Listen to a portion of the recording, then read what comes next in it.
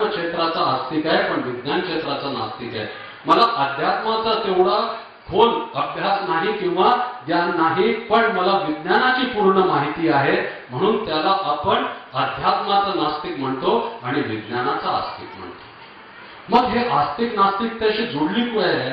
तर आस्तिक ते नास्तिकतेशी जोडलं आहे श्रद्धा आणि अंधश्रद्धा. आता श्रद्धा आणि अंधश्रद्धा नेमकं काय? फार मोठा एक विषय, काहीच नाहीये. श्रद्धा म्हणजे काय आणि अंधश्रद्धा काय? एखाद्या व्यक्तीला त्याच्या सद्गुणांना न समजता त्याच्या वलयाला प्रभावित होऊन त्या व्यक्तीची पूजा करणं आणि त्यातून त्या व्यक्तीच्या नावाची गुलामी स्वीकारणं म्हणजे अंधश्रद्धा आहे.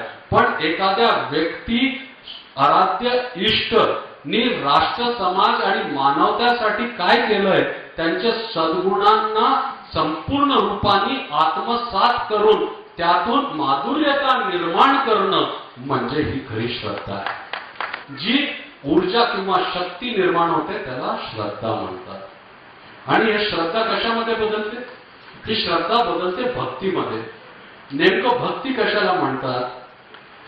कुठलेही हे श्रद्धा म्हणजे एक आराध्य इष्ट किंवा लक्ष्य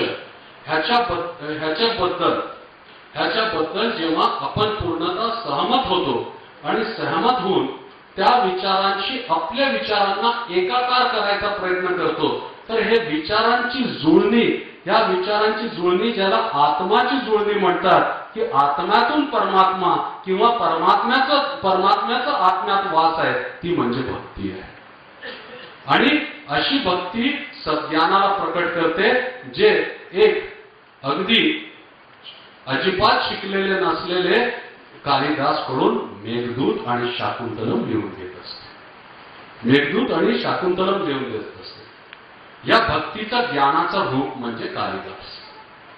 आणि या ज्ञान जेव्हा तुम्ही सेवेच्या रूपामध्ये दयाच्या स्वरूपात समोर आणतात, तर त्याला माणुसकी म्हणतात. ए knowledge with maximum of the services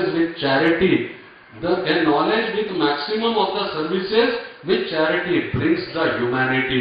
फक्त ज्ञान तुम्हाला मानवता देऊ शकत नाही, फक्त सेवेने तुमच्याकडून मानवता येऊ शकत नाही, मात्र दया करण्याने मानवता येत नाही. तो ज्ञान ज्याच्यापासून सेवेची भावना निर्माण होत असताना दयाची संवेदना निर्माण होतात, त्याला मानवता म्हणतात. आज तरुणांना जेव्हा मी मानवतेचं उदाहरण विचारतो, तर ते एखाद्या महापुरुषाची परिभाषा मला सांगतात, पण स्वतःच्या व्याख्यांप्रमाणे त्यांना मानवतेची परिभाषा येत नाही, कारण मूळ अध्यात्माचा अर्थच कळत नाही. तर अध्यात्मातून मानवतापर्यंत जर पोहोचलं, तर भयमुक्त समाज निर्माण करत असताना आपला व्यक्तित्व निर्माण करता येईल. जीवन शोधलं हे कळेल आणि त्याची सार्थकता सिद्ध करता येईल आणि म्हणता येईल, अगर मैं सत्य हूं तो मुझे कौन रोक सकता है, अगर मैं ज्ञान हूं तो मेरी सीमा कौन बांध सकता है, और अगर मैं आनंद हूं तो मुझे परमानंद तक पहुंचने से कौन रोक सकता है. जय हिंद, जय भारत.